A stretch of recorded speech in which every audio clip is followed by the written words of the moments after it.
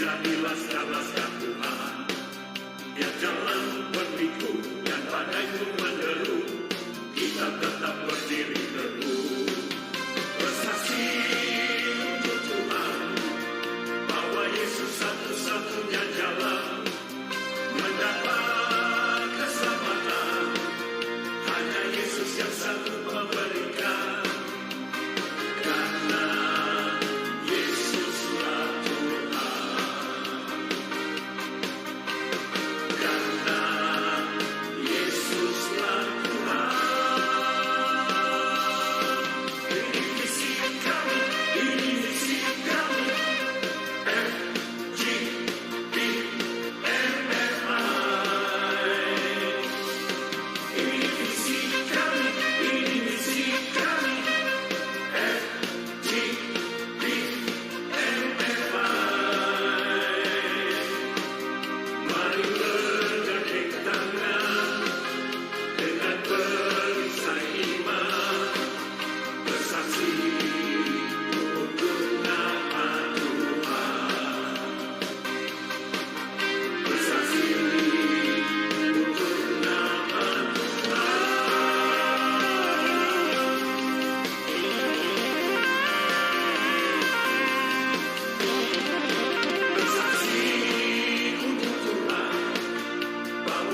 Satu-satunya jalan mendapat keselamatan.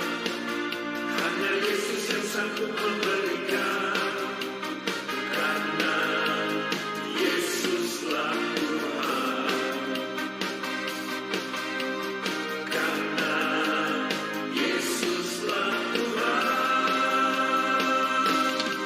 Ini misi kami, ini misi kami.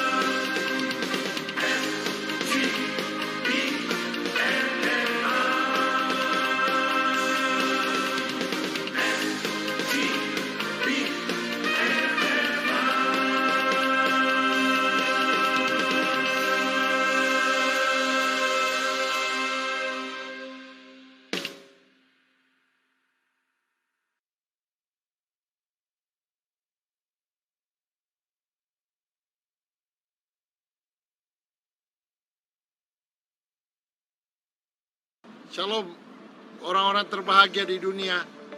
Full Gospel Businessman Fellowship International atau FGB MFI adalah sebuah organisasi yang didirikan oleh Demos Sakarian pada tahun 1952 untuk menjangkau orang-orang agar kembali kepada keluarga, bisnis, karir, dan Tuhan.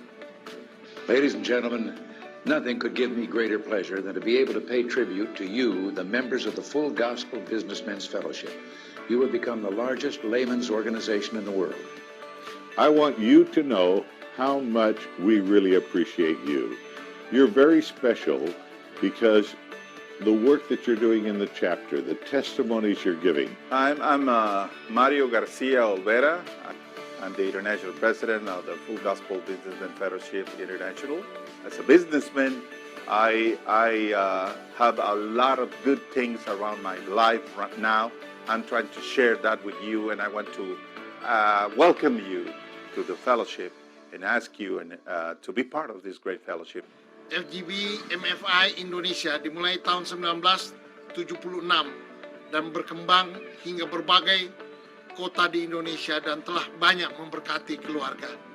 Saya Ardian Kristanto menyambut kedatangan Anda di dalam wadah ini. Anda akan bertemu dengan begitu banyak para pengusaha di Indonesia yang memiliki integritas yang tinggi. Kiranya melalui wadah ini, kehidupan Anda, kehidupan keluarga, bisnis, dan pelayanan Anda bisa menjadi berkat bagi begitu banyak orang yang membutuhkan. Ladies of the Fellowship adalah wadah kaum wanita di bawah naungan FGB MFI. Ayo para FGB men, ajak istrimu untuk bergabung bersama-sama di wadah Ladies of the Fellowship atau LOF. Di wadah ini kita seperti masuk ke dalam sebuah bengkel. Kita di dalam dipoles, diperbaiki, dipulihkan sehingga ketika kita siap untuk pergi, siap untuk melayani, dan siap memberi dampak bagi bangsa dan negara ini. FGB MFI merupakan organisasi yang sangat tepat buat kita semua para pengusaha muda. Baik Anda yang datang dari kalangan profesional maupun entrepreneur, dengan memiliki lebih dari 8.000 member pengusaha di seluruh Indonesia maupun 80.000 para pengusaha member yang tersebar di lebih dari 130 negara di seluruh dunia. Anda dapat memperluas network Anda di dalam dunia bisnis melalui wadah ini. Menampingi perjalanan organisasi ini dengan kesaksian pria-pria dan wanita yang memberikan inspirasi bagi kehidupan masa kini. Di MFI Indonesia berpartner dengan pertama Palang Merah Indonesia mengadakan donor darah secara rutin.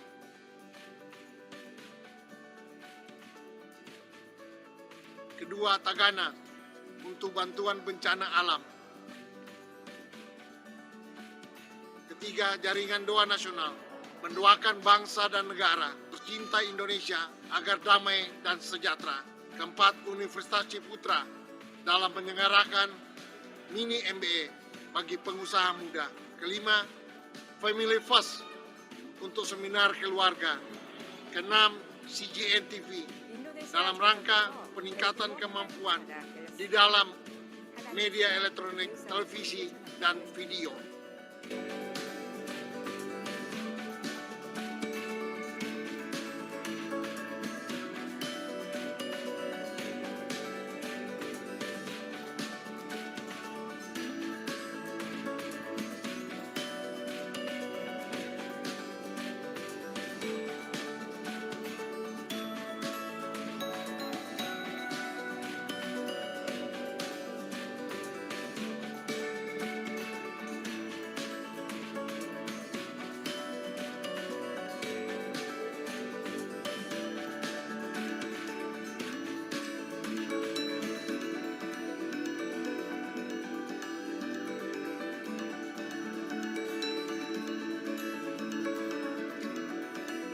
Informasi selengkapnya kunjungi website kami.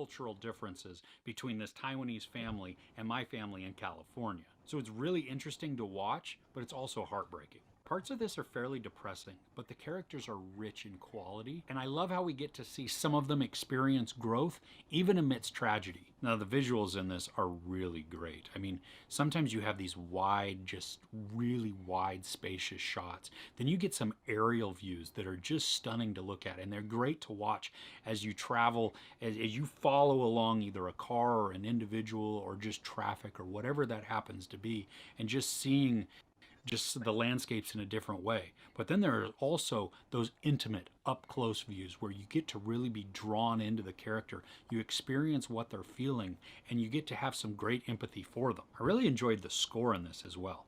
It's orchestral for the most part, and it conveys a lot of emotion, especially in those scenes where there's not any dialogue going on. Now, I found myself caught up in the characters' lives. I mean, I was anxious and tense as certain situations are playing out, and especially when the characters are making these not totally wise decisions, especially because I'm an external viewer being able to look in and kind of being able, well, if this happens, then this is probably going to happen. Don't do that, don't do that. But I found myself caught up with them. And that's a good thing because I was invested in what they were doing and just everything in their life. Now, there are a couple of weird time jumps in this. Now, maybe I did miss like an on-screen cue or something, but there was more than one where time has passed and I didn't know it until later on in the following scene. And then I was like, oh, okay, we're this far into the future.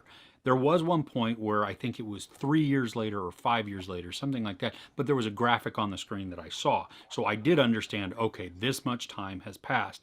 And so on those other times, it was just a little odd to me. It felt a little bit weird, and I was pulled out of the story for a moment because I was trying to figure out where I was in this story and why things are a little different, or they didn't seem different, but people are acting a little differently. It's just kind of weird, and maybe I did miss a visual clue, but I don't remember seeing any. I think this could definitely use some trimming to it. It's 2 hours and 36 minutes, and parts of it just outright drag. Now, that doesn't mean that the slow parts are invaluable, because there are some slow parts that do serve a really good purpose. But just there's other parts where it's like, oh, I think we could probably cut out a little here and a little here. I mean, at an hour and a half into it, it felt like it was wrapping up. I thought the story was almost done. And then to see that, no, we have almost an hour left. Oh, okay, where are we going to go? Now, the payoff towards the end of the film is outstanding.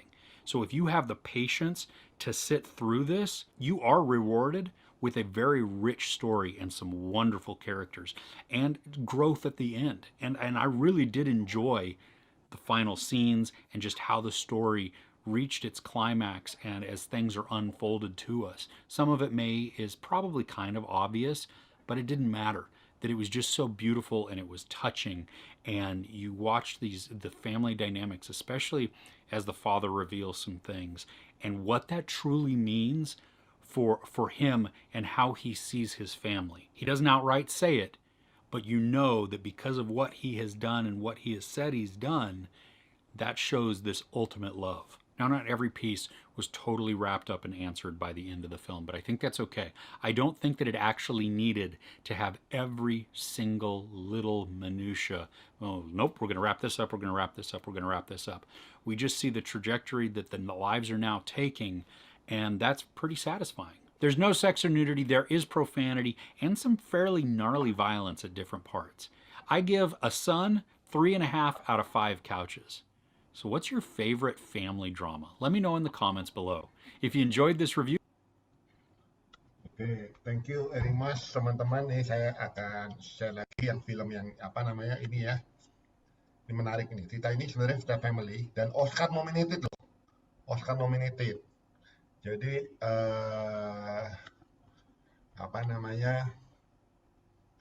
Nih, ini trailernya nih. Ntar wait ya.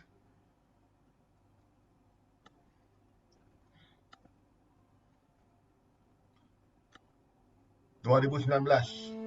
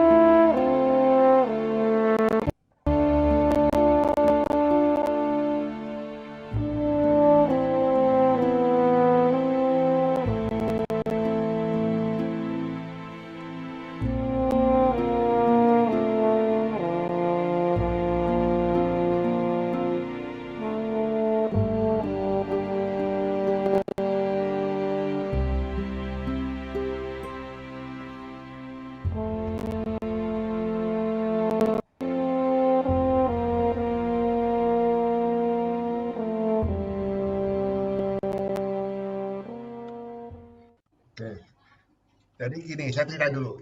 Cerita tentang film apa sih cerita film ini ya, supaya teman-teman yang belum nonton mikir aja gambaran. Jadi film ini menarik kenapa? Karena ini tentang family, bagaimana seorang ayah yang, tunggu saya matiin dulu, ada suaranya. Oke. Seorang ayah yang adalah pelatih driver. Dia melatih supir, jadi sekolah pengemudi lah, sekolah pengemudi. Dia instruktur sekolah pengemudi. Dia punya dua anak. Ya, dia punya dua anak cowok. Ya, dia selalu punya moto begini, saya harus bisa keluar dari jurang kemiskinan. Seorang bapak itu ngomong gitu. Jadi dia mau anak-anaknya itu kan cowok kan, ayo dong, carpe diem, seize the day. Manfaatkan waktu yang ada. Anda jangan mau seperti saya. Didorong anak-anaknya. Anaknya pertama itu mendengarkan suara bapaknya. Dia seize the day. Dia berusaha, dia sukses. Tapi begitu dia dapat tekanan dari lingkungannya, dia mati bunuh diri. Tragis.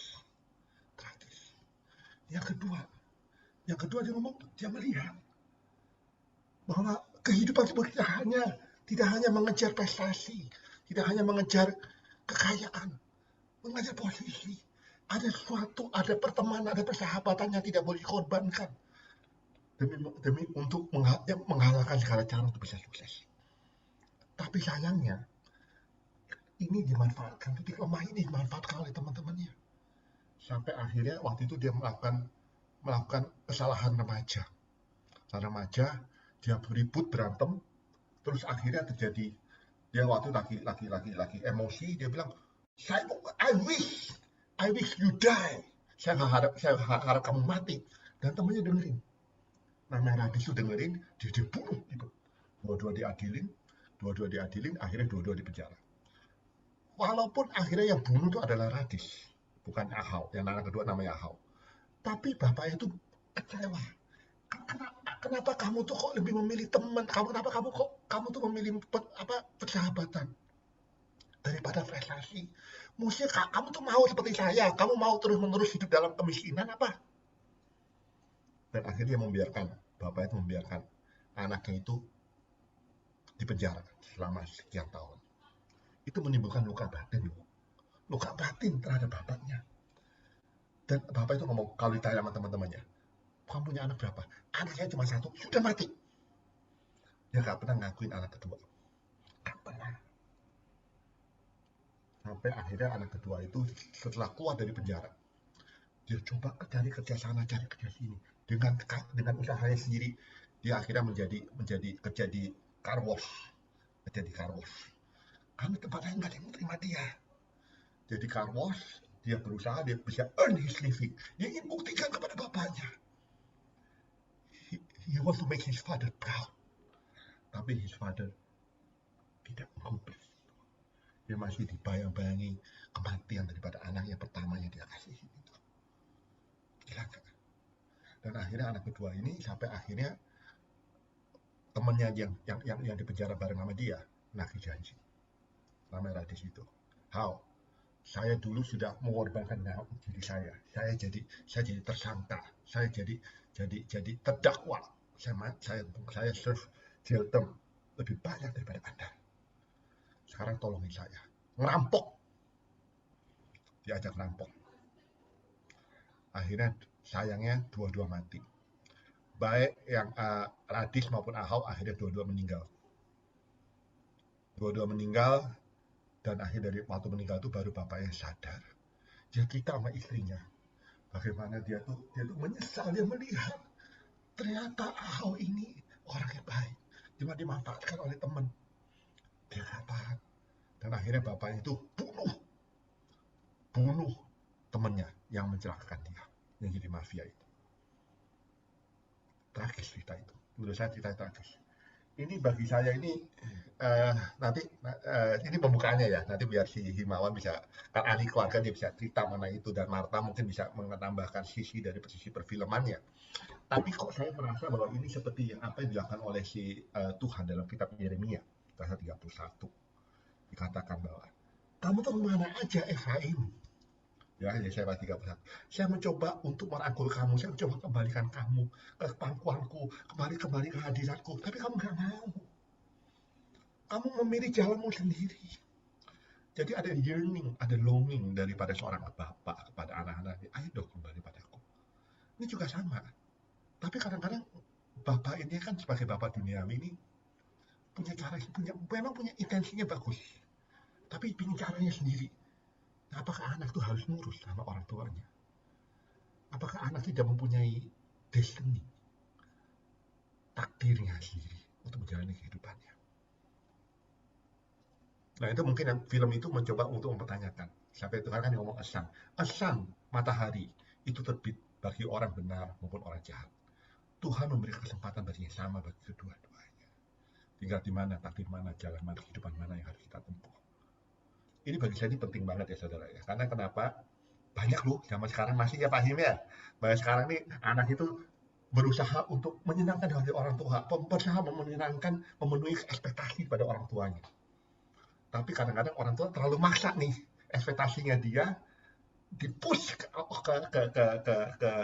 anaknya. Apalagi kalau dua di perbandingan. Ini bisa didiskusikan bersama nih teman-teman. Bagaimana ini dua anak ini kan punya dua karakter berbeda. Tapi akhirnya yang satu pasti lebih favorit daripada yang kedua. Apakah favorit itu boleh atau tidak? Mungkin yang itu yang kita nanti diskusi. Kita diskusi aja ya teman-teman ya. Ini soalnya film ini harus mesti nonton. Tapi saya nggak tahu teman-teman ada nonton nggak.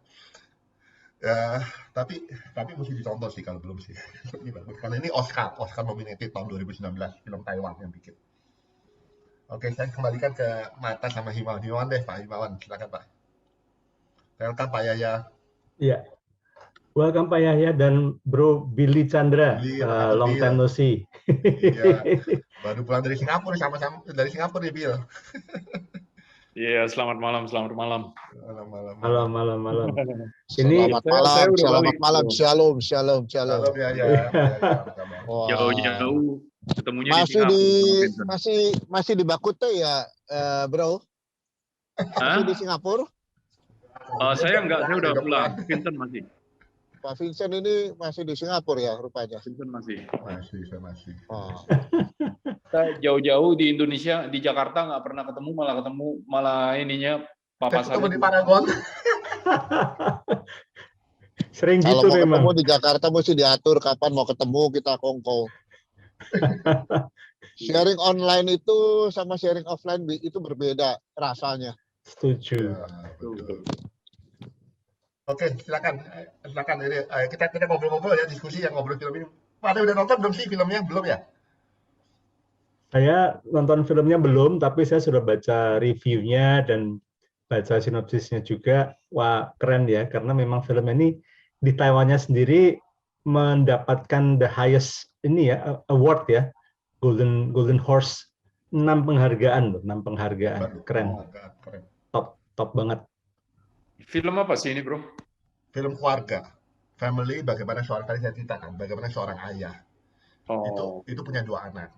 Ayah ini seorang instruktur sekolah pengemudi. Dia anak pertama ini sukses.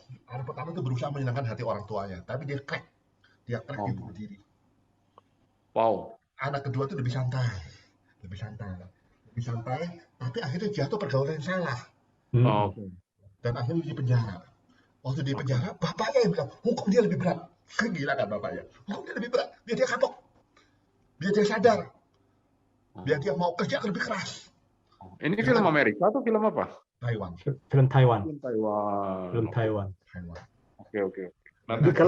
Akhirnya ya itu. Akhirnya anaknya coba caranya sendiri, malah salah pergaulan, masuk penjara. Bapak begitu masuk penjara, dia lihat bapak yang nggak mau tolongin dia.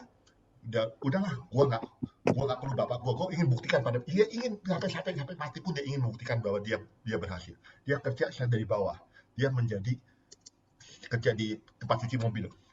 Oke. Dan akhirnya pun sampai dia terlibat lagi dalam pergaulan yang salah, dia ngerampok lagi, dan akhirnya dia ketahuan polisi, mati. Tapi bapaknya itu marah sama yang temannya yang dirumuskan, dibunuh juga. Temennya itu yang jerumusin itu dibunuh ya sama bapaknya. Ya. Jadi anak bapak ini begitu 2 anaknya mati, baru nyesel. Oh ternyata memang saya punya 2 anak ini punya karakter yang berbeda, takdir yang berbeda. Mesti nonton Bill. Bagus. Wah, bagus banget. Di Netflix ada sih. Kalau langganan Netflix bisa nonton tuh. Asun. Oke, Asan. Hasan. Iya. Ya. Ini karena backgroundnya Taiwan ya. Taiwan itu kan Chinese yang sangat mempreserve nilai-nilai tradisional. Tapi mereka modern. Ya, mereka modern, tapi satu sisi mereka Cinanya tuh totok banget gitu loh. Dan memang si papahnya ini, siapa namanya? Papahnya ini si Mr. Cheng. Chen ini apa ya? Tipikal ayah yang karena dia sadar dia punya kemampuan terbatas, dia cuma jadi guru les nyetir, guru nyetir lah gitu ya. Dia nggak mau anak-anaknya senasib seperti dia. Dia mau anaknya lebih bagus. Which is itu every parent's dreams lah gitu ya. Semua impian semua lah ayah gitu. Pasti kan nggak ada kan di sini teman-teman juga nggak mau kan punya anak yang nasibnya lebih buruk. Nggak kan, pengennya lebih bagus pasti gitu kan. Nah cuman in the process yang saya simpulkan ya karena saya nggak nonton filmnya. In the process si ayah ini terfokus pada tujuan, tapi lupa pada proses yang sangat penting di dalam parenting. Jadi dia hanya kasih visi, hanya tanamkan nilai, hanya tanamkan kasih tujuan. Goalnya kamu harus sukses, kamu harus ini gitu. Tapi dia lupa untuk membangun relasi. Kalau dia seandainya dia bangun relasi antara sama si Ahau, sama si Aho. Aho ini kan anak keduanya ya. Si adiknya kan Ahau nih yang pertamanya yang akhirnya bunuh diri. Ahau kayaknya nice ya, nurut ya, tipikal di mana-mana kalau namanya papa, kalau ada anak yang lebih nurut ya otomatis papa kan lebih senang sama anak lebih nurut kan gitu. Sama anak yang berontak kan bowat ya. Pasti di mana-mana kan pasti ya itulah itu salibnya keluarga. Dia ngomongnya gitu kan. Ya itulah gitu ya, bawa malu, bawa nama, bawa mencemarkan nama keluarga. Makanya ketika si Ahonya kena ketangkep, kenapa si Chen-nya ini tidak mau nolong? Satu, karena dia merasa udah bowat sama anaknya ini, dan kedua dia kecewa sekali dan berharap di penjara itu mengubah si Aho. Tapi dia lupa satu yang esensial, harusnya dia pendekatannya approach ya. Kalau di dalam dunia parenting sekarang ini, kalau anak-anak kita kan rata-rata udah beda banget sama generasi kita lah. Kita kan rata-rata generasi X ya. Kalaupun generasi Y mungkin ada beberapa generasi Y awal gitulah ya. Nah, tapi generasi Y akhir dan generasi Z, apalagi yang lahir 2011-an ke atas ini kan generasi Alpha. Itu udah. Kalau sekarang nggak ada yang Y, Pak Him. Sekarang yang join di sini X semua. X semua. Wah, itu different ball game bener-bener gitu. Jadi karakternya beda, ininya beda. Saya jadi nyimpang dikit ya, karena saya sukanya MU. Saya jadi ngerti kenapa Ronaldo tuh marah-marah banget sama pemain-pemain mudanya MU kan. Tapi dia lupa gitu, pemain mudanya MU memang mentalnya beda sama mentalnya generasinya Ronaldo. Generasi Ronaldo kan dikasih pressure, dikasih ini kan kerja keras, dia malah seneng. Kalau pemain muda kan dikencengin model kayak zamannya Ferguson dulu, nggak ada yang betah pasti. Nah, si papahnya nih si Mr. Chen ini dia pakai pressure gitu terus. Nah, anak pertamanya awalnya dia getting along, dia ngikut, tapi sebetulnya ngikutnya nurutnya itu dia nyimpen, dia menahan semua gejolak, dia menahan semua emosi-emosi negatif itu dia pendem sampai di titik dia sudah nggak kuat, makanya dia decided to end his life. Dia mau itu judulnya ini Asan apa Asun? Asun. Oh, Asun. S-U-N, Asan. Kalau bahasa Inggris ya kayaknya Asan ya, satu matahari ya, tapi kok saya kok lebih cenderung itu ininya Asun ya. Saya nggak tahu ininya. Anyway, jadi itu. Jadi kalau saya melihatnya si ayah ini tidak berusaha menyelami anak-anaknya, dia pakai tipikal kan niat baik nih. Kamu tuh harusnya hidupnya sukses, kamu hidupnya harus lebih ini gitu ya. Dia selalu kasih visi, dia selalu kasih tujuan ke anak-anaknya, hidup lebih sukses. Tapi dia tidak kerja keras gitu ya, which is hidup sukses kerja keras is. Kalau tadi saya sempat ngobrol-ngobrol sama Bu Marta, memang kebanyakan orang Chinese itu pengen kerja keras, pengen nunjukin mental mereka tuh memang kuat gitu ya. Mereka agak sedikit dendam sama Jepang yang opres mereka. Gitu ya. Mereka mau tunjukin bahwa Chinese itu nggak melempem gitu ya. Nah, tipikal yang seperti itu, dan Aho ini dia marah, dia mau buktiin ke bapaknya bahwa dia juga bisa berhasil. Ini sesuatu yang bisa sangat dimengerti, dan ini juga terjadi di banyak sekali orang-orang. Saya 20 tahun lebih pelayanan keluarga, saya perhatiin orang tua yang pressure anaknya untuk berprestasi, pressure diri dia untuk berprestasi. Ketika di konsel, rupanya mereka di masa kecilnya mereka mengalami di neglect ya, di overlook tuh, nggak dianggap sama orang tuanya. Mungkin dianggap kurang pinter, dianggap males, dianggap, apalagi kalau yang Cina Toto kan kalau yang Chinese Toto kan kurang respect ya sama anak perempuan ya. Anak perempuan tuh ya udahlah gitu ya. Anak laki yang lebih diunggulkan itu banyak Nggak anak. sama Pak, Kiceng kagak mau dengerin tuh istrinya jangan begitu, kamu dengerin. Kasihan tuh jadi istrinya tuh ya, jadi hamburger ministry tuh, mencet tengah-tengah dia si istrinya. Nah, jadi akhirnya menghasilkan dendamnya. Aku pengen buktiin ke orang tuaku yang dulu nyepelin aku, yang dulu ngeremehin aku. Kalau aku dulu diremehin nggak apa-apa, tapi aku mau pressure anakku, aku mau pacu dia supaya dia berprestasi, supaya biar papa mamaku kebuka matanya. Lu sia-siain gua, tapi gua bisa bikin anak gua berprestasi. Nah, selalu kayak gitu tuh, kayak mempermalukan gitu ya, membales gitu. Nah, itu jadi motivasi yang salah juga buat si Aho, yang satu sisi dia pengen motivasi yang baik, tetapi kemudian dia salah pergaulan dan dia orangnya nggak sungkanan ya. Ini dimanfaatkan sama si Radish nih, temennya nih, gitu ya kan. Cuma cukup dengan datang, lu gua pasang badan buat lu, ya kan, lu di penjara, lu apa-apa, wes pokoknya diungkit-ungkit lah jasa-jasanya si Radish ke si Aho ini kan. Akibatnya ketika si Radish ini suruh dia berbuat jahat lagi, ya Ahonya karena tinggi merasa utang budi, ya dia ngikut. Ya, makanya dia juga akhirnya berakhir tragis. So for me the lesson is, kita sebagai ayah ya, pastilah saya yakin kita semua pengen baik buat anak, tetapi kita nggak boleh lupa ya bahwa anak kita itu bukan kita. Mungkin kita bisa berhasil dengan cara A, ya dulu papa kita didik kita pakai cara A dan itu berhasil. Nah, kita juga pakai itu, copy paste, ya kan? Terus juga lihat dari papa-papa yang lain juga cara didiknya seperti itu, berhasil. Nah, dia juga paksain. Kita lupa bahwa anak kita punya karakter yang beda. Meskipun dari gen yang sama, mungkin dari keturunan yang sama, tapi tetap anak kita punya keunikan tersendiri. Tetap punya satu soft spot mungkin, sisi lemah yang beda banget sama kita. Nah, jadi itu kenapa kita perlu banyak ngobrol sama anak kita, perlu banyak ngobrol santai lah sama anak kita supaya kita getting along, kita jadi tahu karakter anak kita seperti apa, impian dia seperti apa. Karena mungkin jalan suksesnya anak kita beda dengan jalan sukses kita. Mungkin beberapa teman-teman di sini, bapak-bapak di sini mungkin suksesnya di trading, suksesnya di manufacturing misalnya, suksesnya mungkin di trading, manufacturing gitu ya. Tapi mungkin anak kita bukan di situ. Mungkin anak kita punya sukses path-nya beda banget gitu. Mungkin malah dia bisa sukses path-nya di art mungkin, atau di musik malahan gitu ya. Kalau mau ekstrim banget gitu ya. Yang which is no problem. Yang penting dia bisa berhasil, dia enjoy, dia passionate, dan dia bisa excel di situ, daripada kita paksakan dia pakai bajunya kita. Jadi kayak Daud suruh perang lawan Goliat dulu ya, dipinjemin bajunya Saul. Kegedean, nggak bisa. Daud kalau pakai bajunya Saul nggak akan pernah bisa ngalahin Goliat. Daud memang harus pakai bajunya Daud, pakai alat perangnya Daud untuk bisa bikin ambruk Goliat. Kalau dia pakai pedang, pakai tombaknya Saul, belum tentu, malah mungkin Daudnya bisa mati konyol.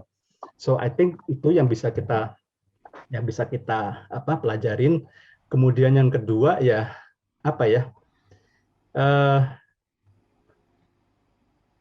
buat kita yang mungkin dalam posisi, mungkin kita jadi ahonya yang mungkin kita dulu ngalamin di overlook, diremehin sama orang tua. Jangan sampai kita punya dendam ya. Kadang-kadang dendamnya baik sih, membuktiin gitu ya ke orang tua, saya bisa sukses. Itu nggak salah sebetulnya. Tetapi ketika itu menjadi sebuah obsesi yang kemudian malah, lah kalau saya nggak bisa mencapainya, ya udah anak saya aja. Nah, akhirnya kan mengulangi pola yang nggak baik gitu. Jadi anak bukannya dituntun, bukannya orang tua nih cari tahu keunggulannya anak apa, tapi anak dipaksa untuk menghasilkan yang terbaik, di pressure terus. Hasil, result oriented terus. Padahal kita mesti belajar bahwa anak sekarang itu lebih baik kita ajarin untuk proses daripada result. Bukan berarti nggak perlu punya tujuan, saya nggak bilang gitu. Tetapi anak kita juga perlu balance ya, tetap harus punya visi, punya goal yang harus dicapai, tapi juga ada result yang harus diproses, yang harus diperkenalkan juga sama anak. Gitu. Anak harus belajar untuk menikmati proses, belajar untuk mau dapat sesuatu harus berjuang dulu gitu ya. Untuk sampai ke sana mungkin memang bisa, tapi kalau papa mungkin 4-5 tahun, nggak apa-apa, kamu 6 tahun nggak apa-apa, kamu 7 tahun nggak apa-apa, it's okay gitu ya. Tapi enjoy the process misalnya seperti itu. Nah itu hal-hal yang hati-hati dengan namanya dendam, hati-hati dengan namanya motivasi yang kelihatannya baik tapi eksekusinya salah. Karena ketika tujuan baik eksekusinya salah, hasilnya juga salah. Mungkin kalau dari sisi saya itu sih, Bro Vincent. Ini katanya si Billy mau cerita-cerita malam, Pak. Malam Halim. Si Billy itu punya pengalaman yang menarik juga, Pak. Dia bakal bisa mementaskan anaknya jadi sukses yang jalurnya berbeda dengan dia. Mungkin bisa sharing Pak, biar kita bisa belajar nih. Misalnya soal bagaimana kita mendidik anak supaya jangan kita memaksakan kehendak kita nih kepada anak. Iya. Kalau saya sih, to be honest, saya nggak pernah ngajar ya, bro ya. Saya juga nggak tahu anak saya itu si Nick itu sekarang kayak dulu waktu dia masih SMA, dia bilang, oh enggak, gue nggak mau master katanya. Gue mau habis undergrad, gue mau langsung kerja aja. Ya udah terserah, lu maunya apa. Lu mau sekolah apa juga terserah lu. Saya ya bebas gitu kan. Yang penting ya you happy because your future is not my future. Itu yang pertama saya bilang. Your future is not my future. Gitu ya kan, gue cuma sampai di sini aja, yang penting gue bayarin lu sekolah, udah selesai. Dan anak lu bisa terima tuh ngomong gitu, Pak? Bisa, gue santai karena gue tuh sama anak-anak tuh sebagai temen gitu loh bro. Jadi itu I think one of the kita punya basic as a family ya. Pada waktu anak masih kecil, kayak kan gue masih punya yang kecil nih umur 5 tahun, nah kita mesti didik dia. Ini by the way, teman-teman yang belum tahu, ini beda umurnya tuh bedanya jauh. Ya. Lumayan jauh gapnya. Jadi yang anak saya yang pertama itu sekarang umur 21 mau 22. Umur yang nomor 2 itu umur 18 tahun. Mau 19 di Juni, dan yang ketiga itu masih 5 tahun sampai ke mau 6 tahun gitu kan. Jadi cara didiknya beda-beda. Saya terus terang, to be honest, I'm not a good father ya, saya akui ya. Mostly yang didik kan mamanya, kan karena kan dia yang di rumah, saya yang kerja gitu ya kan. Kalau saya ketemu mereka waktu mereka masih kecil dulu ya pas saya pulang, pas pulang kerja aja. Apalagi dulu waktu anak-anak masih kecil itu, terutama si Nick, saya sempat harus tinggal di Australia, istri saya di sini.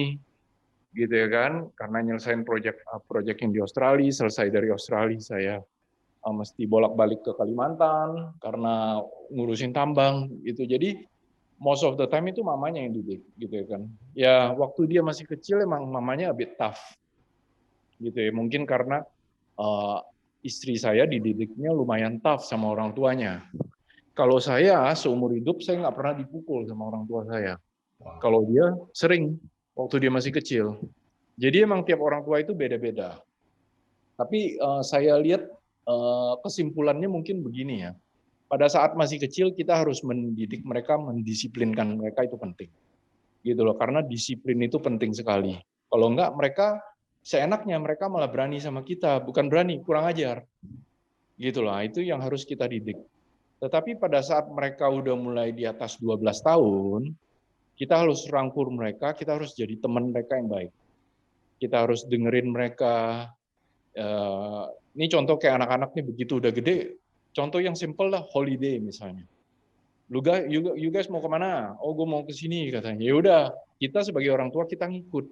Bukan kita yang ngedikte mereka, ayo ke sini sini. Ya boleh kita menyarankan kalau mereka setuju. Tapi most of the time nih, kayak kita orang mau liburan kemana, yang netepin tuh anak-anak bukannya kita. Gitu loh. Jadi by doing that, saya pikir ya saya sama anak-anak tuh hubungannya santai aja. Ya temen. Jadi kalau saya telepon mereka, yo dude, what's up? Gitu ya kan. Kan kami biasa manggilnya begitu, what's up? Bisa bercanda, bisa nyinggar bareng, bisa minum bareng, bisa apa? Iya, saya ajak mereka dugem. Kenapa? Saya punya klub di Bali. Saya bukan orang yang suci ya. Saya punya klub di Bali. Saya ajak dia dugem. Jadi biar mereka experience, daripada mereka experience-nya dari orang lain, mendingan experience dari saya. Orang tuanya, iya. Saya ajak mereka clubbing, gitu kan. Jadi anak-anak tuh sekarang, hey dad, I wanna go to club. Oke, go ahead. Tapi jangan minum banyak-banyak ya, aku bilang gitu loh. Karena gini loh, percuma kita, lu nggak boleh gini, lu nggak boleh gitu, percuma. Mereka udah gede, mereka bisa pergi sendiri. Malah they do something yang worse than us gitu loh. Ya, Jadi bisa lebih daripada bahaya begitu. memang. Jadi aku biarkan aja, mendingan dia terbuka sama kita. Gitu loh. Kayak kemarin mereka pesta perpisahan waktu habis SMA. Ya udah mereka mau clubbing katanya di klub sama teman-teman sekolahnya. Ya udah silakan. Gitu ya kan. Yang penting kita sediain supir atau kita tongkrongin aja jam 2 harus pulang ya maksimum ya. Oke deh. Gitu. Kan nggak mungkin kan clubbing cuma sampai jam 11 kan. Kan baru buka. Tapi bagus. Jadi saya sama istri itu menempatkan diri itu sebagai teman, gitu loh. Kayak sekarang ya kita holiday kemana kita tentuin, oh oke, let's plan for the holiday gitu ya kan kemana-mana. Jadi mereka itu sama kita itu dekat, nggak ada jarak dan mereka merasanya fun around us gitu loh. Saya pikir sebenarnya kita sebagai orang tua cuma bisa begitu aja sih, bro. Kita nggak bisa. Tapi nggak semua orang tua begitu loh, Bill. Gitu ya. Oh, gue nggak tahu sih. Mungkin karena gini loh. Karena gue kan grow up di Amerika, di Australia. Gue lebih American minded gitu ya. Iya, Kan? iya, My iya, wife iya, juga iya. begitu. Gitu loh. Jadi kita lebih santai, lebih chill. Emang sih temen-temennya anak saya. Jadi gini, saya tuh sampai bela-belain. Kemarin waktu kami holiday ke LA, saya ambil rumah yang 5 kamar yang banyak, yang gede. Kenapa? Tujuannya biar anak saya bisa ngumpulin temennya. Gitu loh. Daripada dia pergi ke tempat teman-temannya, which is kita nggak jelas pergi kemana, mendingan mereka kumpulin di rumah. Gitu loh. Itu bagus. Makanya kumpulin di rumah. Ya udah, kayak di sini Jakarta juga. Gitu waktu mereka masih di sini ya kan. Lu kalau mau ada pesta, mau ada apa, ya udah di rumah kita aja gitu loh. Makanya kita jadi tukang entertainnya anak-anak gitu loh. Makanya anak-anak teman-temannya dia selalu bilang, oh orang tua lu chill ya katanya kan ya, karena ya we just gitulah, try to be chill lah ke mereka gitu loh. Jadi kita nggak ada boundary-nya sama sekali. Dan nggak bakal takut bisa hamilin anak orang ya, Bill. Nah itu dia. Mantap. Enggak, itu hal yang susah gitu ya kan. Maksudnya gini loh bro, mereka anak cowok. Hamilin anak orang nggak apa-apa, asal ditanggung jawabin. Wah, lu gimana sih? Kalau lu kaburin ya nggak boleh lah. Ya. Dia masalahnya nih gini bro, anak gue cowok gitu ya kan. Ya, gue bukan tipe orang tua yang gimana ya. Ya pastilah kita dari awal kecil gue udah ajarkan nilai-nilai kekristenan sama mereka. Mereka gue ajak ke sekolah minggu gitu ya kan. Kita kan kebetulan sekolah minggu di AIS, gue tanamkan lah. Tetapi at some point gue lihat mereka itu yang namanya anak SMA ya. Ada saatnya mereka tuh keras. Sampai anak gue yang paling gede bilang, gue kayaknya gue nggak percaya Tuhan deh. Katanya alasannya gini. Padahal dia sekolah Kristen. Dia SPH sampai dia SMA ya, kalau yang paling gede ini. Nah,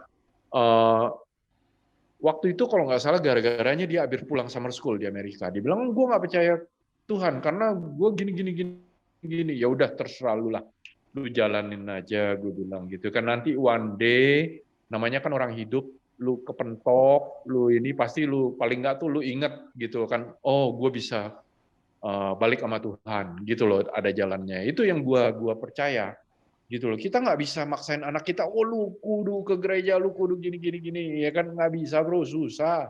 Anak umur segitu mah nggak bisa. Lu paksa, kita kerasin, mereka malah menjauh dari kita. Jadi ya udah kita rangkul, kita dengerin pendapat mereka gitu ya kan. Tapi ya sekarang buktinya udah gede, mereka ke gereja gitu loh. Ya kan walaupun nggak gimana-gimana banget ya kadang-kadang kalau ada waktu ya dia ke gereja gitu. Puji Tuhan yang paling gede nih dapat pacarnya lumayan baik nih. Udah kenal kan, jadi karena Kristen terbuka yang baik. jadi dia nggak takut kenalan sama lu. Iya, jadi Kristen yang baik. Jadi ya udahlah gitu loh bro. Jadi ya gue sih nggak pernah gitulah bro, nggak pernah planning masa depan mereka. Ya kita santai aja lah, jalanin aja. Yang lain-lain gue yakin bahwa Tuhan pimpin lah. Kalau kita percaya sama Tuhan, ya kan, kita tiap malam kita bawa mereka dalam doa, ya kan, pasti masa depannya mereka Tuhan udah siapkan lah gitu ya. Siap. Gitulah Thank you Bill, luar biasa ceritanya ini memang tipikal orang tua yang modern, yang saya suka sih tipikal cara begini daripada cara yang memaksakan kehendak. Iya. Tapi anyway, saya mau dengerin pendapat daripada soal apa. Sampaikan Pak ya. Komen Pak. Bro Billy itu nggak beda jauh. Gimana? Bro Billy nggak beda jauh dengan pengalaman saya itu. Anak-anak diajak clubbing, biarin tahu supaya jangan tahu dari pergaulan tetapi diajarkan dari kita. Itu anak-anak saya juga begitu. Anak saya paling besar itu dari umur 9 tahun itu anak. Percaya nggak percaya, anak saya pernah ngajak anak ngintip patpong di Thailand loh. Apa? Patpong. Tahu kan patpong? Thailand. Iya. Pernah tak ajak itu ngintip patpong seperti itu loh. Nggak masuk ke dalam. Lihat dari luar ya itu seperti itu. Kalian nggak boleh masuk tempat seperti ini. Nah, ya kan. Kemudian ya anak saya yang paling besar itu dari umur 9 tahun di luar ya sampai sekarang, dan sekarang sudah PR di Kanada kan, sudah bentar lagi citizen karena mau menikah sama orang sana. Yang kedua juga di Kanada. Itu benar tuh. Kita jangan memaksakan, jangan seolah-olah harus mendikte mereka.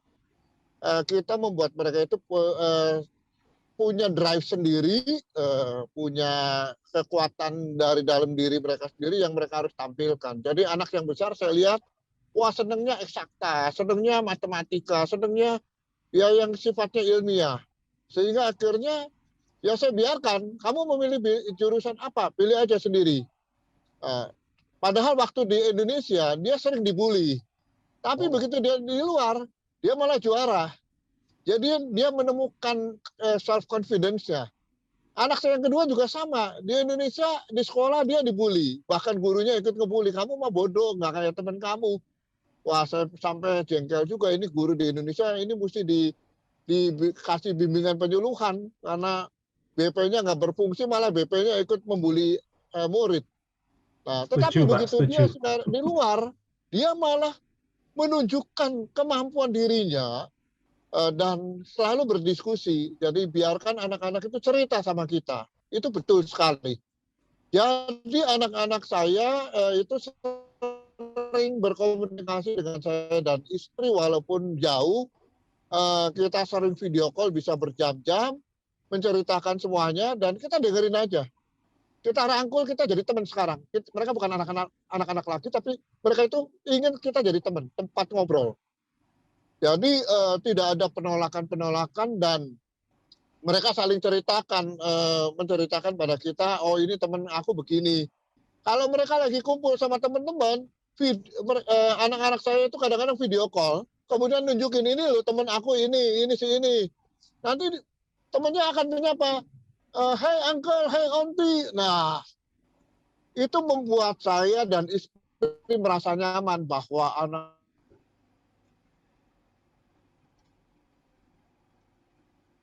Pak Yahya.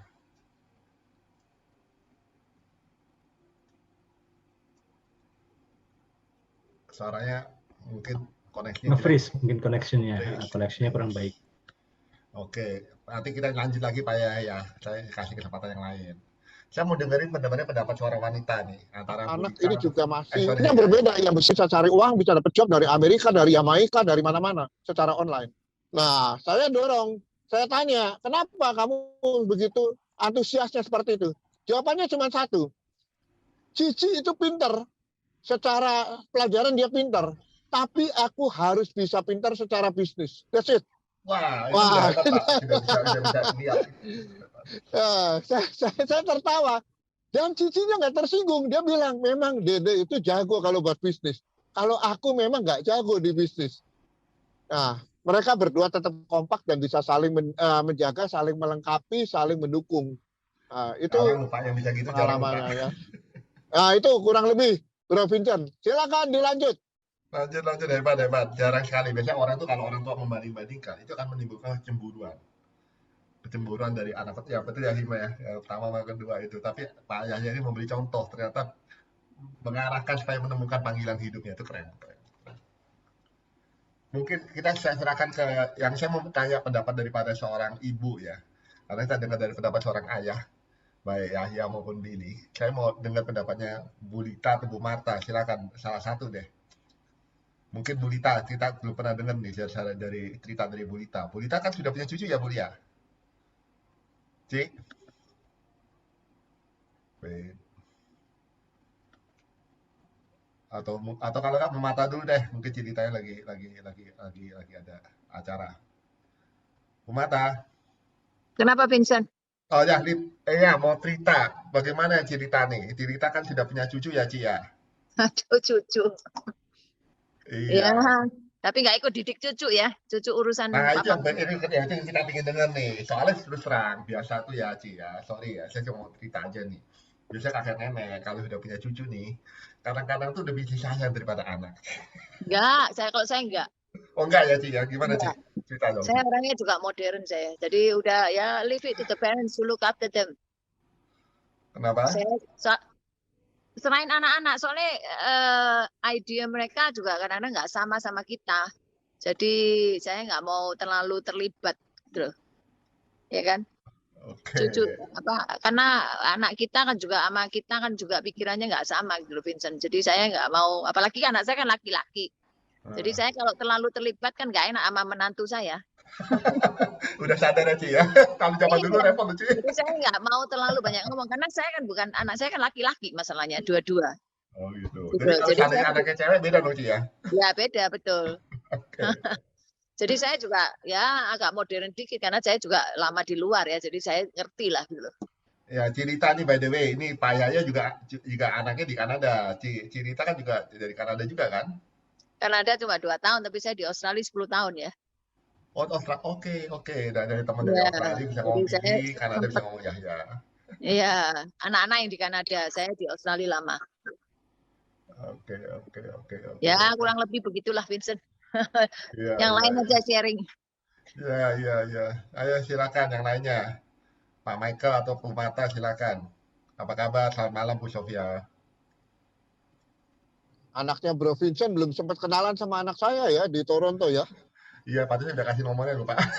Bapak yang kasih nomor anak Bapak ke saya deh, nanti biar anak saya yang kontak deh. Oh, anakmu di Toronto, Vincent? Iya, cuma waduh, lama kok nggak Vancouver aja? Enggak, soalnya anak saya itu kan ambil sains sih. Dia ambil engineering. Enggak, karena dia bilang dia lebih suka IPA lah, lebih suka ke arah sains. Oh, oke. Ya. Iya, gitulah. Tapi sekarang Toronto nggak seberapa dingin, nggak sedingin zaman saya, zaman kita dulu, Ci. Oh ya. Saya dulu kan di Ottawa 2 tahun. Saya kan di Ottawa 2 tahun dulu. Oh iya, saya tahu. Waktu saya di Vancouver kan Cilita. Wah, itu kota yang enak tuh, kota yang asik banget. Iya, asik banget itu. Sepi. Kota klasik itu. Iya, sepi. Dulu saya waktu di sana nggak ada Chinatown, restoran Chinese saya bisa dihitung kali cuma 3 apa berapa itu. Nah, kalau Toronto tuh sekarang kota Chinese-nya sudah diinvasi sama orang Vietnam. Oh. Jadi Oh ya. orang Cina minggir dia, orang Cina minggir. Yang bener ya? Beneran. Jadi Chinatown itu makin lama makin sedikit Oh restoran ya. Cina ya. Mungkin pindah Vancouver kali ya. Pindah Ada pindah Vancouver. Vancouver kan banyak banget tuh orang Cinanya. Oh, kalau Vancouver diinvasi orang Cina. Nah, Kalau betul. diinvasi orang Gitu. Vietnam. Iya, betul. Ya, gitulah ceritanya. Iya. Anyway. Apa kabar Sofia? Apa kabar Michael? Mata? Mungkin mau kasih tanggapan, komentar, silakan. Bro, istrimu gimana bro? Kabarnya bro? Kemarin udah operasi, hari ini udah kembali. Nanti Sabtu hasil biopsinya diperiksa kembali. Ya, tapi ya paling penting itu bukan kanker. Cuma dokter masih belum bisa tentukan sakitnya apa. Jadi udah dites bermacam ya, udah CT scan, MRI, tes darah, tes ini macam-macam itu dokter nggak mengetahui apa. Jadi mau nggak mau harus di biopsi untuk dicek. Iya. Nanti hasil Sabtu yang baru tahu. Oke. Ya. Oke, jadi saya baliknya mundur. Seharusnya saya kembalinya besok mestinya. Tapi karena biopsinya keluarnya Jumat sore, ya mau nggak mau lah. Saya tungguin lah daripada saya paksain pulang kan. Iya, repot. Iya, mendingan tungguin aja sekali. Iya. Ya puji Tuhan Singapura sepi sih. Singapura sepi. Jadi saya masih bisa extend, masih bisa nyari tempat-tempat ya. Singapura sepi, lebih sepi pada Indonesia. Indonesia terlalu berani.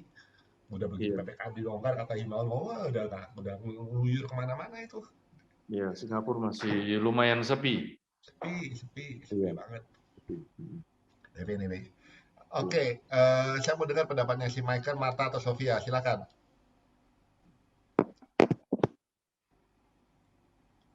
Ini pada kemana ya? Hilang semua. Ada Pak, ada. Mungkin Pak ayo. Michael aja dulu, Bapak-bapak dulu, Pak Michael.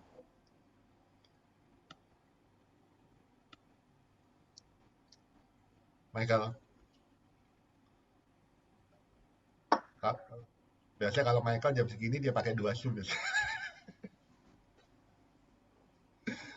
Oke, anyway. Fit, sorry agak ada urusan bentar ini. Oh ya, oke. Michael nanti ya. Oke.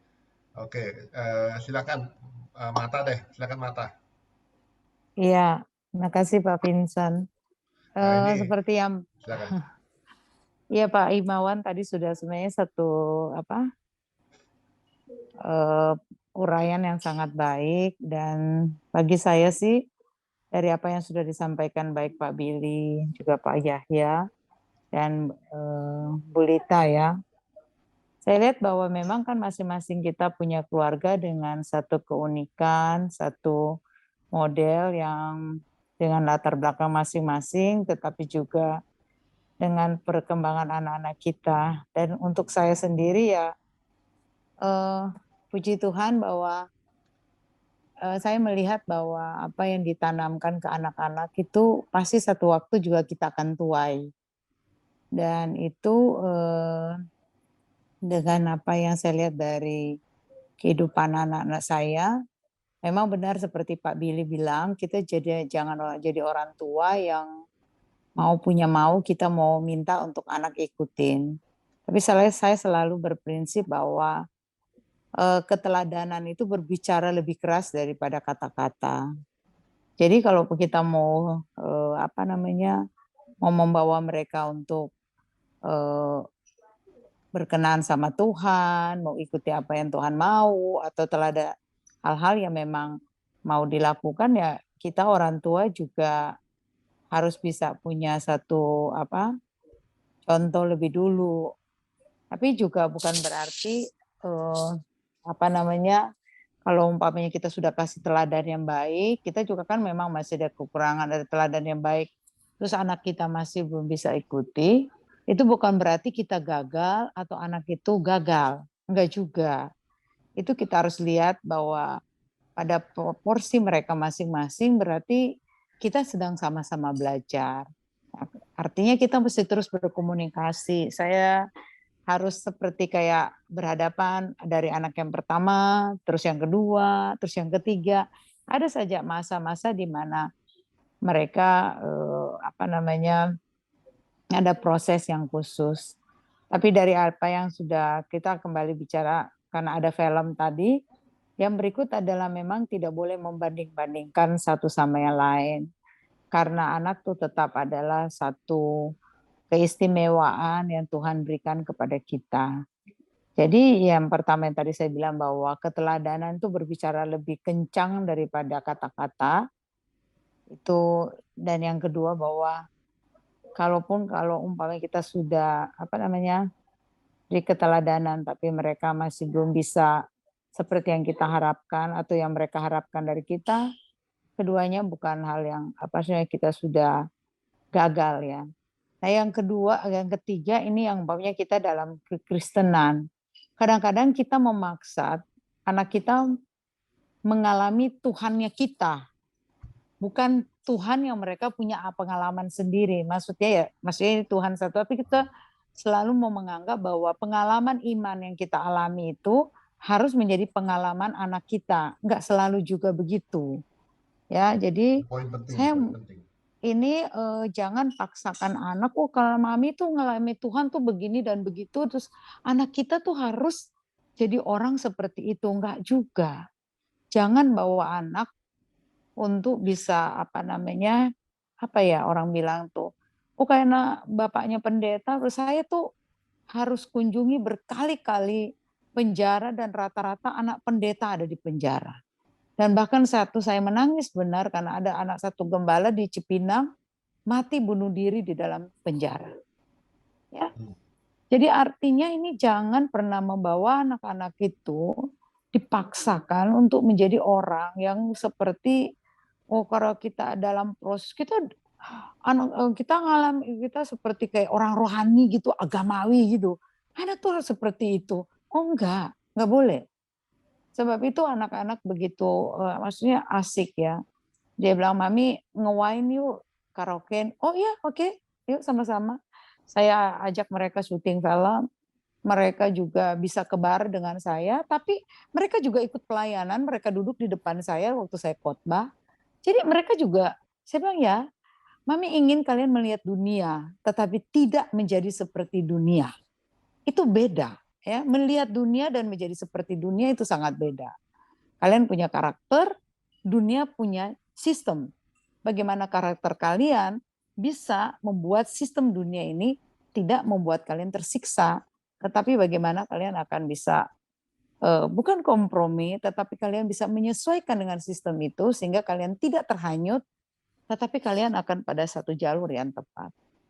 Jadi saya berdoa, saya baca Alkitab, saya dari dalam kandungan saya membacakan kalian firman, tumbuh dengan firman, ke sekolah minggu, tetapi saya tidak akan pernah bertanggung jawab di hadapan Tuhan atau apapun tentang kalian. Kalau umpamanya kalian ditemukan salah, kalian tetap akan jadi anak saya. Saya tidak akan menolak kalian atau menganggap kalian itu telah membuat. Nggak gampang lu kayak ngomong gitu. Ya, saya ngomong begitu, Pak. Dan yang berikut saya bilang bahwa jangan coba-coba menjadi anak baik karena mama untuk menjaga nama baik saya. Saya bilang begitu. Karena nama baik saya itu sudah baik. Saya bilang begitu sama mereka. Jadi saya tidak akan pernah membebani kalian dengan menjadi orang baik karena nama baik orang lain. Enggak. Tetapi karena kalian adalah orang yang baik di hadapan Tuhan karena Tuhan baik buat kalian. Itu harus terus-terus ditanamkan, dan saya bilang biarpun saya bawel ke kalian, sekali lagi kalian salah, datang sama saya, katakan bahwa kalian salah, dan kalian melakukan kesalahan itu. Bahkan kalau kalian punya seseorang yang kalian sakiti dan itu harus diselesaikan, saya akan ada di depan bersama-sama kalian. Karena saya tahu bahwa kalian pasti salah, dan itulah saya sebagai orang tua untuk tahu bahwa kalian masih salah karena kita sama-sama manusia. Sehingga mereka rasa aman. Mereka tidak akan merasa bahwa kalau saya cerita ini ke mami atau ke waktu itu papanya, nanti kita akan di apa, enggak. Cerita. Lebih baik kalian datang pada saya dengan 1000 kesalahan daripada saya akan mendengar dari orang lain dan kalian berusaha menutupi itu dari berbohong dan berbohong dan berbohong terus. kita sama-sama jadi berdosa di hadapan Tuhan. Keren, Dan keren. saya lihat, saya menuai itu hari-hari ini. Walaupun papanya nggak ada, saya dibahagiakan dengan anak-anak yang satu di Sangir, satu di Manado, di Jakarta, satu sekarang ada nggak di rumah. Tapi setiap pagi saya dibangunkan, mereka bangun, mereka bisa WA, dan mereka menceritakan. Jadi saya tanya hari ini, aman? Ya Mami, ini ada sedikit begini. Saya ada di Papua loh. Dan itu syukur kepada Tuhan. Sekali lagi saya bilang balik bahwa apa yang kita tabur itu pasti akan kita tuai. Itu udah nggak bisa dipakai ilmiah, kamu hukum apalah apa nilainya, nggak ada. Bagus Dan sekali itu nih, saya bagus sekali. bersyukur. Inspiring. Saya bersyukur banget. Saya sedikit bahwa tambahkan. Saya bersyukur. Ya, silakan Pak. Itu tadi mengenai apa yang diceritakan Bu Marta, bagus sekali. Jadi saya jadi teringat mengenai masalah role model. Selalu ditekankan bahwa orang tua itu adalah role model buat anak-anaknya. Harus jadi role model, katanya jadi teladan. Tapi konteks role model yang bagaimana yang seharusnya itu sering tidak dijabarkan dengan baik. Hanya perkataan role modelnya itu. Saya akan kasih contoh sedikit saja ketika saya liburan dengan anak-anak dan saya mengajak anak yang paling besar karena dia mengalami ketika saya bangkrut tahun 98. Jadi saya ngajak ngobrol dia supaya cara teman Gap. Kamu ingat nggak dulu kamu waktu kecil? Papi punya mobil yang hitam itu yang gede, BMW. Oh iya. Terus papi bangkrut, kita pindah rumah yang kecil tuh ngontrak. Ingat nggak? Iya, aku ingat deh. Terus saya bertanya, dari kejadian itu, terus tiap malam papi berdoa, bacain Alkitab buat kamu. Nah, kemudian kita bisa pindah rumah lebih besar lagi, beli lagi. Kira-kira dari situ apa yang dapat kamu petik pelajarannya buat kamu? Dia cuma bilang, oh iya, aku lihat papi kerja keras dan percaya, gitu. Orangnya yakin, confident sekali. Lalu aku juga harus begitu. Oh, good. Jadi kita jangan mendikte bahwa mereka harus seperti kita tanpa kita bisa memberikan contoh dulu kepada mereka dan ajak mereka menilai. Setiap anak akan menilai orang tuanya loh. Oh iya. Kita nggak boleh lupa itu. Bukan orang tua yang Betul, berhak Pak. menilai anak saja, tetapi anak Iya, juga berhak betul. menilai orang tua. Itu Betul. yang saya selalu tanam. Betul. Saya ceritakan pada teman-teman, hati-hati ya. Setiap anak itu berhak menilai orang tua. Bukan kita yang punya hak penuh untuk menilai anak-anak saja, tapi mereka juga akan menilai kita. Nah, saya bersyukur pada Tuhan bahwa anak-anak juga sekarang semuanya mengakui, kadang-kadang kalau ulang tahun ada yang kecil bikin puisi, bikin apa buat kita orang tuanya, belikan apa, kakaknya juga demikian. Jadi itu membuat kita terharu. Betul kata Ibu Marta, apa yang kita taburkan, apa yang kita tanamkan, nilai-nilai pada mereka, itu yang akan kita tuai. Puji Tuhan, ya itulah kita juga berharap semua yang di Full Gospel ini juga akan menuai apa yang ditaburkan pada anak-anak. Terima kasih. Iya, terima kasih Pak Yaya. Saya menarik karena kita bahas soal film dan film itu kan lebih ke figur Bapak ya, lebih ke figur Bapak. Ini saya lagi di Papua. Dan banyak orang ada bicara bahwa apa kondisi di Papua itu kekacauan dan lain sebagainya. Ada satu konsep memang rata-rata bilang orang Papua itu losing father. Memang ada kebenaran dan selama itu betul karena banyak para pria atau laki-laki di Papua itu ada sulit untuk menjadi seorang ayah, kelihatan kasar, mabuk dan semua yang tidak jadi teladan. Tetapi hari ini tuh saya tuh diingatkan nggak cuman kehilangan, maksudnya losing father seperti itu, tetapi juga orang Papua tuh kehilangan kasih ibu juga. Nah, artinya mereka tuh ada sentuhan dari ibu karena rata-rata di Papua itu ibunya dari pagi sampai malam kerja dan akhirnya bapaknya juga umpamanya keras sama keluarga dan sebagainya. Jadi ibunya untuk bisa juga baik kepada anak itu begitu sedikit sekali ibu-ibu yang bisa baik kepada anak-anak.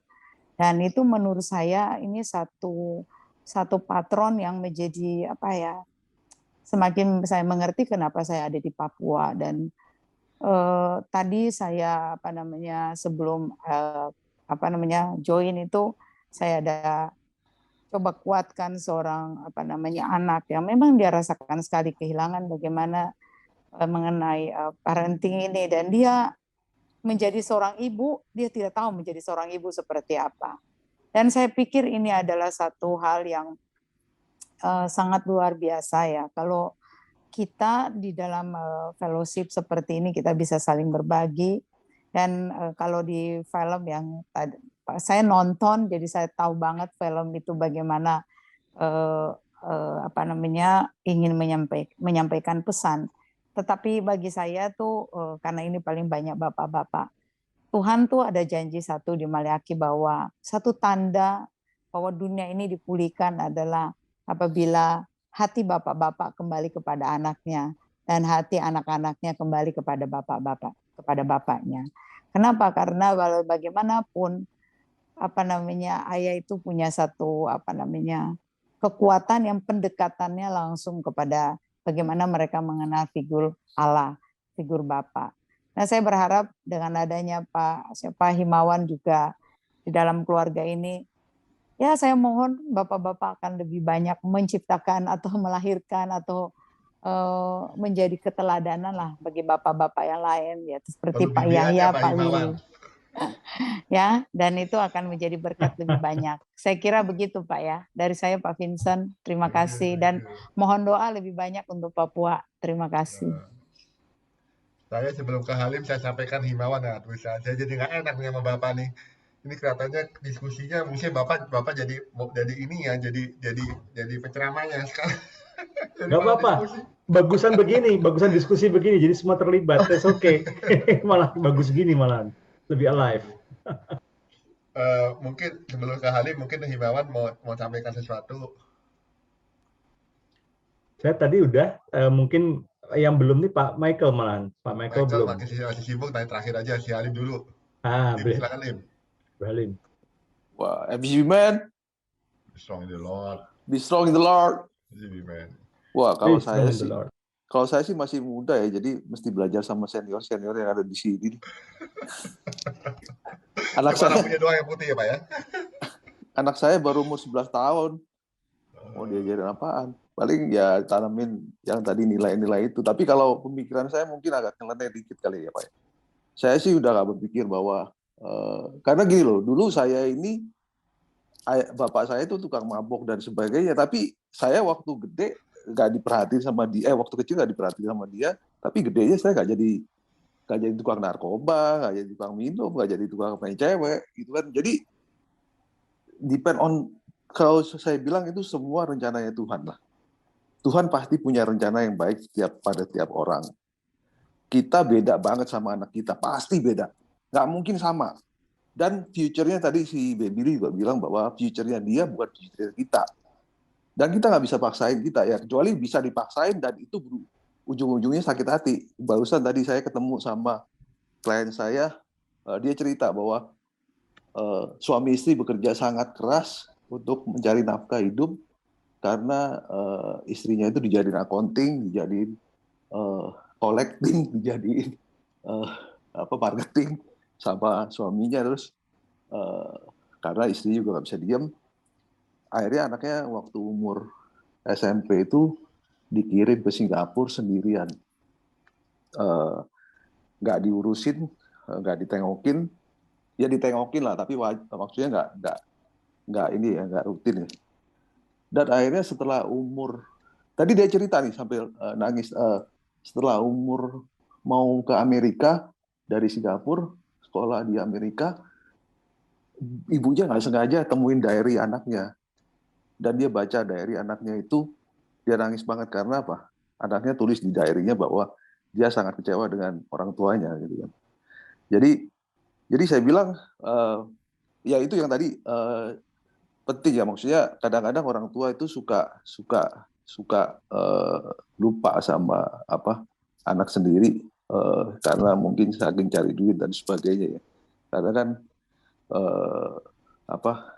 kadang-kadang di satu sisi mesti cari duit buat anaknya, bahagia anaknya, tapi kadang-kadang di satu sisi ternyata lupa sama anaknya gitu loh. Jadi harusnya balance ya, kalau menurut saya sih harus balance, dan itu nggak gampang sih, tapi memang harus dilakukan supaya luka batin itu hilang gitu kan.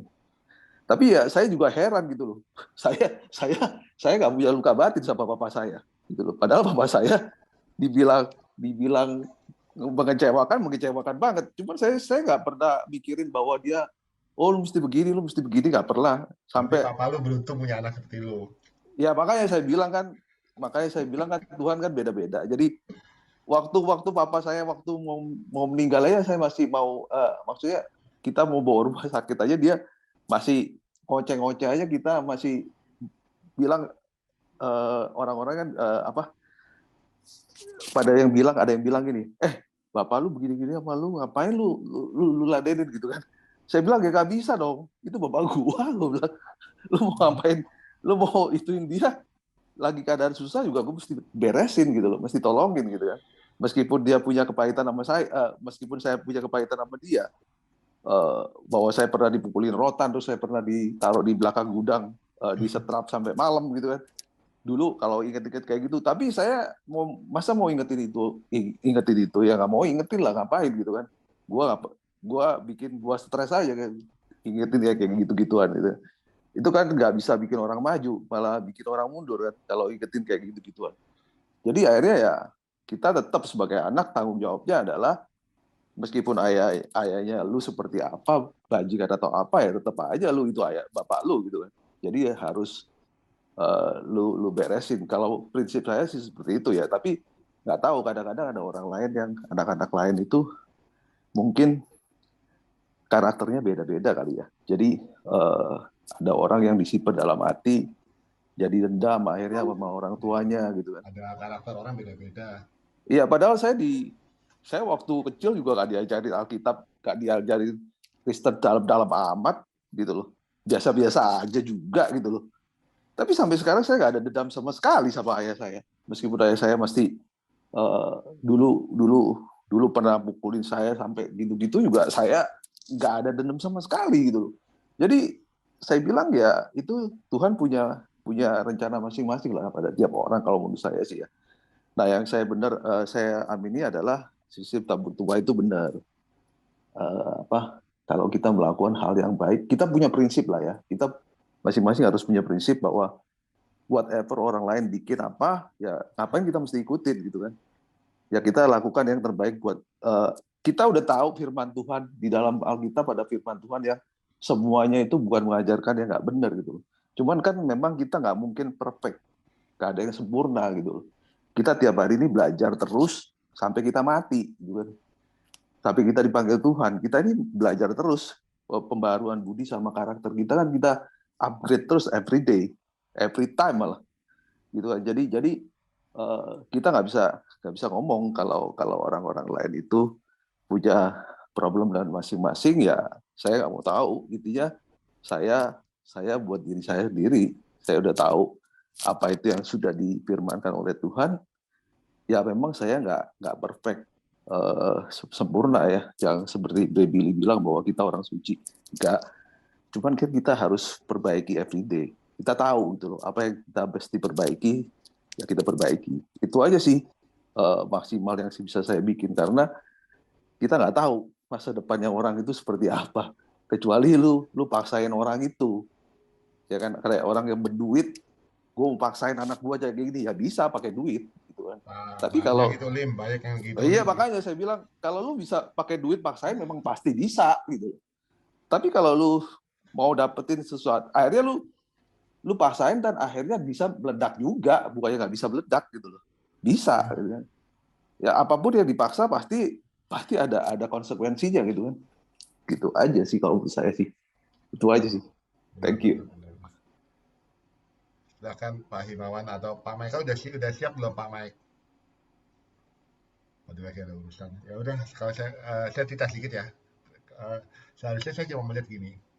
Tiap anak tuh kan, bagi saya, kita harus tahu karakter anak kita tuh masing-masing apa. Karena tiap anak itu punya karakter yang beda-beda. Jadi kalau kita tahu karakternya, kita bisa sesuaikan cara kita berkomunikasi, cara kita untuk memberikan teladan, bercerita. Itu karena kan kalau orang introvert sama orang introvert caranya beda, men. cara ngajarnya juga beda, nggak bisa sama gitu. Makanya waktu itu kan saya tuh beruntung satu hal ya. Sebenarnya paling penting itu bagi orang tua, bagi saya ya. Itu kita kenalin kepada Tuhan. Kita kenal pada Tuhan, biar dia berhubungan intimasi sendiri, bangun intimasi sendiri dengan Tuhan. Itu paling benar. Karena kalau itu terjadi, jadi saya itu jadi lebih function ya, saya lebih tenang gitu. Kalau saya udah tinggalin anak saya tinggal di Toronto, udah tuh saya nggak khawatir. Ada orang tua tanya sama saya, Vincent kamu nggak khawatir tuh anaknya jauh-jauh banget? Enggak, kenapa enggak? Ya karena saya lihat anak saya udah dewasa, anak saya sudah karakternya sudah oke lah. Jadi dia kanek-kanek lah. Seperti kayak ceritanya si Billy. Anak saya juga bawa kok. Saya bawa nge-wine, saya pergi karaoke, saya ngajak sana sini. Ya kita tuh hidup di dunia, men. Kita jangan terlalu pious, terlalu kayak orang suci banget ya, enggak lah. Asal jangan over gitu aja menurut saya sih ya. Tadi saya mau ke Billy yang ngomong gitu. Oke, Himawan mungkin ada mau cerita tentang kegiatan Family First yang mungkin teman-teman tertarik untuk ikut. Oh, ya. Well, ya, di Family First sendiri, kita hari Sabtu ini Family First Global, kita mau bikin webinar tentang money management ya, karena ini masa-masa kayak gini, masa-masa pandemi gini, terus juga nanti ke depan kita juga nggak tahu ini perang Rusia Ukraina akan sampai kapan, dan pasti akan ada dampak juga secara ekonomi ke semua gitu ya. Jadi ada dua pembicara yang semuanya bukan dari Indonesia. Jadi yang satu pembicara dari Filipina, dia presidennya Sea Oil, Brand ya. Ya, dia akan cerita lebih dari sisi perspektif Asianya. Kemudian ada dua lagi bicara dari Amerika yang memang juga mumpuni dalam hal financial management. Nah, cuman mereka memang pengalaman mereka di bisnis, tapi kita sudah brief mereka untuk mereka membawa hal-hal yang membumi lah, hal-hal yang simple untuk families ya, how to manage finance wisely, lalu investasi seperti apa yang perlu diambil, kayak gitu-gitu Masih lah. bisa sharing nggak, Mas? Saya bisa di arah-arah atau kalau teman-teman mau ikut masih memungkinkan nggak? Oh, masih memungkinkan banget karena masih hari Sabtu ini, dan nanti sebentar saya akan share promonya melalui Bro Vincent ya. Ya, Tolong Bro kasih ke saya, Vincent biar nanti. saya share ke teman-teman sini. Yes. Lalu Tanggal kalau berapa dari itu? Tanggal Sabtu berapa? ini, Sabtu ini April. Pak Yahya. Oke. Sabtu ini. Waktunya 9.30 waktu Indonesia, setengah 10 pagi. Dan hanya sampai kurang lebih jam 11 lebih 15 lah. Itu. Wah, saya nggak bisa ikut, saya mesti nganter istri saya ke dokter tuh. Wah, iya. Tapi by phone, semoga by phone masih bisa ikut ya, Bro Vincent ya. Ya. Iya. Ya, tadi saya baru makan siang dengan Pak Johari Oratmangun, itu juga waktu itu ada pembicara dengan Bro Vincent untuk mengundang Pak Johari, itu dia bersedia tuh. Oh Tadi ya, baru diatur makan aja siang. Pak, tinggal saya tunggu waktu beliau, saya sesuaikan aja waktu yang beliau kapan. Nanti kan moderatornya si itu kan, tetap si siapa? Aduh gue lupa, Pak Antoni Putirai kan?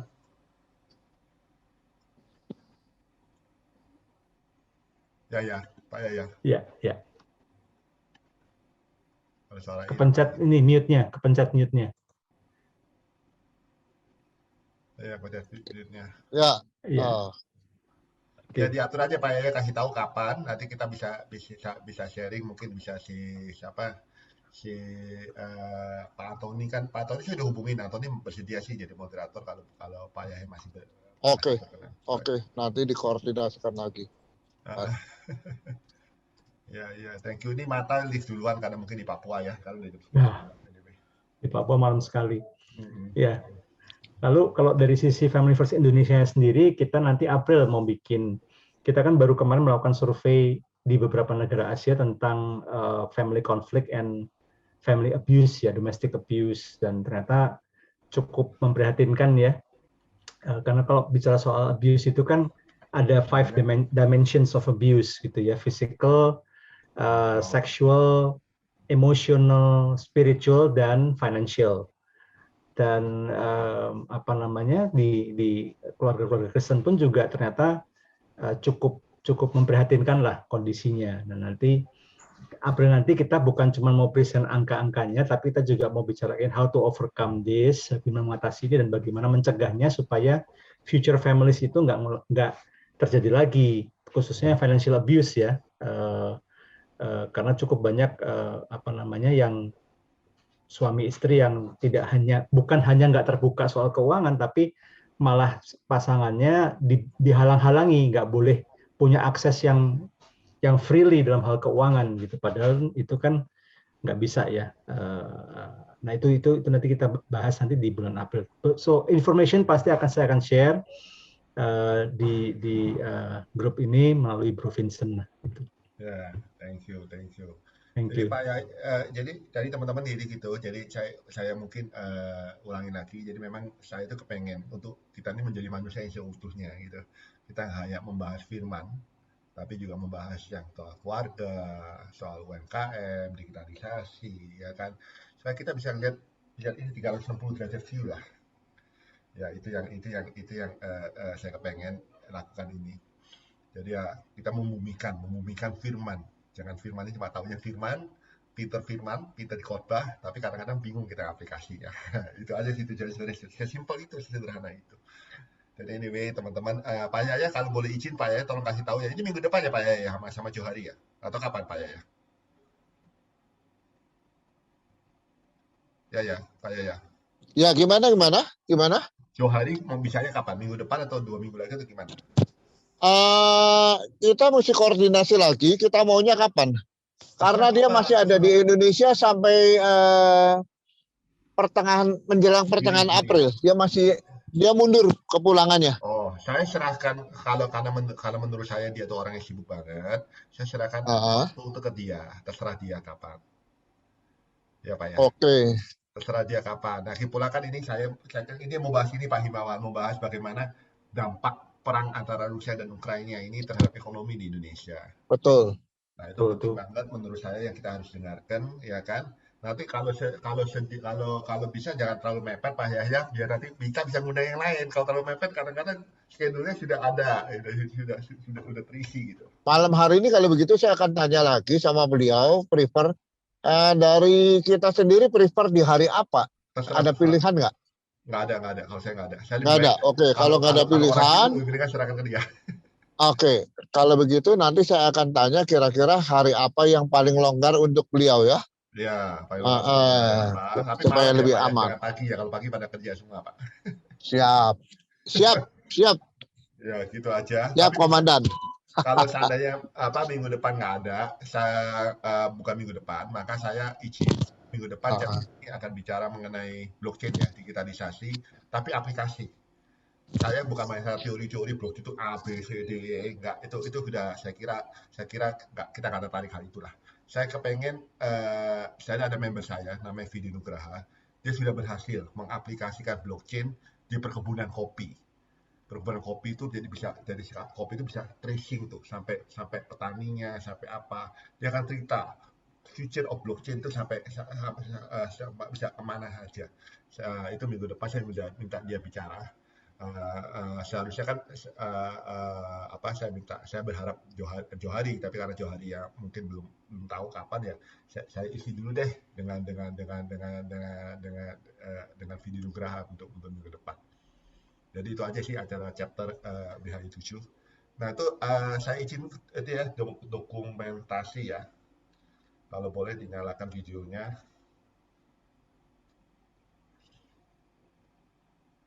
Oke. Oke, siap mana. Oke. Kita koordinasi. Oke, Pak Yaya bisa nyalakan atau nggak bisa? Cerita. Bir, muka lu tambah muda aja, Bir. Ya olahraga terus, olahraga begitu. Saya aja juga orang-orang bilang tambah muda, saya udah 50. Makin mirip sama Andi Lau. Oke ya, 1, 2, 3. Oke, thank you. Nanti saya share. Saya sudah ada tuh, saya ulang lagi tadi. Iya, ulang lagi ya. Fotonya nggak ada payahnya. Satu. Bro, rambut lu cat biru pasti muda, bro. Jangan. Ntar banyak yang anak-anak muda ya badan suka. Nggak boleh. Gitu ya. Oh iya, repot-repot nanti. Jangan. Satu aja susah, apalagi rame. Iya, makanya. Itu pasti istrinya sedia putih. Satu aja susah. Jadi kita tutup dengan doa ya. Kita tutup dengan doa. Siapa yang mau tutup dengan doa di sini? Pak Himawan aja, Pak Himawan tuh. Pak Himawan, oke. Pak Himawan, silakan Pak Himawan tutup dengan doa, Pak. Oke, baik. Ya. Kami mengucap syukur Tuhan malam hari ini kalau kami boleh diingatkan kembali peran kami sebagai seorang ayah, sebagai orang tua, untuk peka dengan perkembangan zaman yang ada, untuk tidak sekedar memberikan mempressure keinginan kami ataupun target dari kami, tapi kami lebih banyak untuk membangun relasi, mengenali anak-anak kami, menjadi sahabat khususnya bagi anak-anak yang sudah remaja, dan menolong mereka untuk menemukan apa yang menjadi kekuatan, apa yang menjadi panggilan, apa yang menjadi tujuan, apa yang menjadi visi bagi mereka sendiri, dan menolong mereka untuk memastikan bahwa mereka benar-benar bisa maksimal di dalam track, di dalam bidang yang mereka tekuni. Tolong kami Tuhan, ingatkan kami kalau seandainya kadang kami lalai oleh karena kami mungkin termotivasi melihat keberhasilan teman-teman yang lain, atau mungkin kami ingin iri melihat hebatnya teman-teman sekitar kami, supaya kami Tuhan boleh kembali kepada apa yang menjadi keinginan Tuhan dalam kehidupan kami. Menolong anak-anak kami untuk berhasil sesuai dengan bakat dan talenta yang Tuhan taruh dalam kehidupan mereka. Tolong kami, ingatkan kami kembali ketika kami menyaksikan, menonton film A Son ini, untuk kami boleh diingatkan terus Tuhan. Kami bisa belajar bukan hanya dari keberhasilan orang lain, tapi kami juga belajar dari kesalahan orang lain. Sebentar kami akan kembali ke aktivitas kami masing-masing. Kau menjagai sertai kami, keluarga kami masing-masing, Kau melindungi anak-anak kami yang mungkin saat ini sedang berkuliah, sedang bekerja di luar negeri yang terpisah dari kami. Tuhan juga pagar, Tuhan juga lindungi, supaya Tuhan kami boleh memenuhi apa yang menjadi keinginan Tuhan, yaitu menghasilkan keturunan-keturunan ilahi, anak-anak yang kuat, anak-anak yang sehat, dan anak-anak yang memuliakan Tuhan sesuai dengan bakat dan talenta yang mereka miliki. Terima kasih Tuhan, pertemuan kami kembali pada meeting-meeting berikutnya, dan kami akan terus makin bertumbuh dan berkembang di dalam kasih Tuhan. Di dalam nama Tuhan kami Yesus Kristus, kami berdoa mengucap syukur. Amin. Amin, makasih Pak Himawan. Amin, amin. Thank you. Bro Vincent, Bro Billy, Pak Yahya. Thank you Pak Him, Pak Yahya. Ya, Bu Lita. Michael, Bu Lita. Shalom, luar biasa semuanya. Sukses ya, thank you ya buat sharing-sharingnya. Sama-sama. Salam sehat. Ya. Salam sehat, jangan bosan. Siap. Pak Yahya sampai malam masih kerja lo, gila. Hebat Pak Yahya. Salut. Nah. Saling ya. Oke, yuk. Oke, bye. See you ya semuanya. God bless. Ya.